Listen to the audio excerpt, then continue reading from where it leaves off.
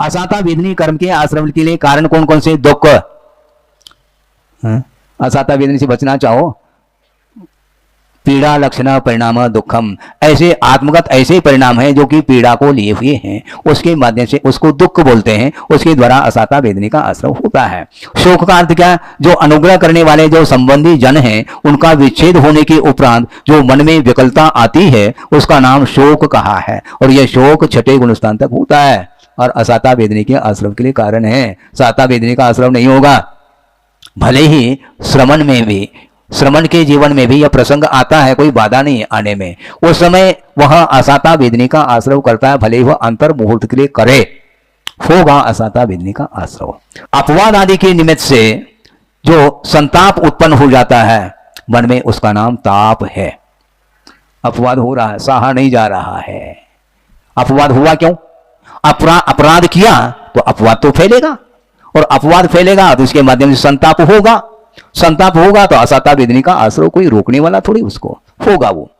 इसके बाद संताप के माध्यम से अश्रुपात करते हुए और विशेष रूप से प्रचुर मात्रा में विलाप करते हुए खुल करके रोना, व्यक्त आक्रंदनम, व्यक्त क्रंदनम इति आक्रंदनम, ऐसा खुल करके रो रहा है और विलाप करता हुआ रो रहा है, यह भी असाता, ये दुख की ही ये प्रजाति है।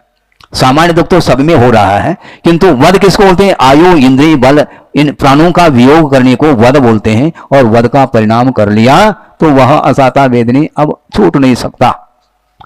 हाँ, अभी किया नहीं, संभ्रम हो गया, वध हो गया वो उसका। संभ्रम के माध्यम से भी, समारंभ के माध्यम से भी, आरंभ के माध्यम, सबके द्वारा, स्वयं नहीं करना दूसरे से करवा रहा है तो भी वह वध का दोष लगेगा। इसी प्रकार संक्लेश परिणाम का अवलंबन जिसमें है और गुणों का स्मरण करते हुए कीर्तन पूर्वक, और वह विशेष रूप से अपने और दूसरों के अनुग्रह की इच्छा को लेकर के प्रचुर मात्रा में जो रुदन करता है उसका नाम परिदेवन बोलते हैं।